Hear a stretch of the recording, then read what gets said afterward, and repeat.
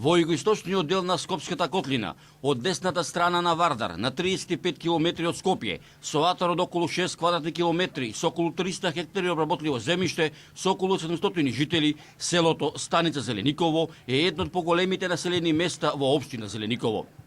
Дојдовме и во ова скопско село да го видиме селото, да ги видиме мештаните како и тие живеат денеска. Како би живееш денеска?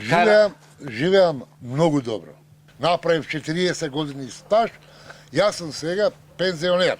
Јас сум еден син на татко ми. Така? Све што ми оставил мене.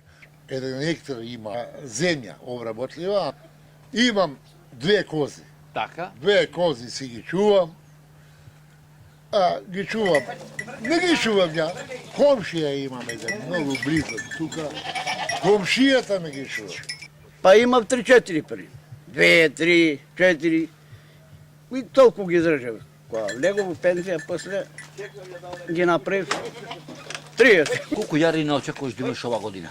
Па очекувам сега, веќе ги имам преку 20 сега, баш да ги избрам, не ми се, али 25 сигурно. Па околу 40 од тоја кози ќе заработиш, ако не повише, 5-16 20 000 може и месечно. Лекото кој го зимаат ние по 30 динара, 35 динара го даваме. Урдата 120. Сирењето беше околу 180.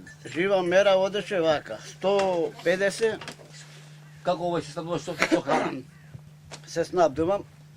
Летно време ќе си накосиме сено, Така? јачмен, нешто, некој нивче ќе заем наполу или ќе го купам. По 2-3 илјади кило везам за нив јачмен да се спремам. Јачмен од година 10 динара. Скапо вака? Не, година не е скапо. А една година сум го зел, ама тогаш нема многу стока, имав 5-6 кози.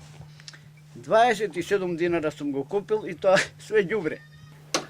Може ли да се живе, да речеме, во Зелениково? Абе, може малку нешто како сточарство да се чува. Па ќе треба над 50.000 евра да има, па да направиме штала, па да чуваме крави.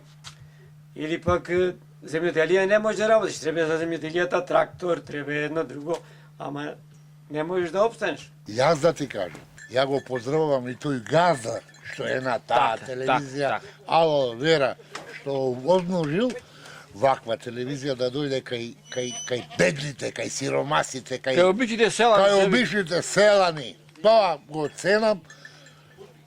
Поздрав нека има и Ало, нека му е и да работите.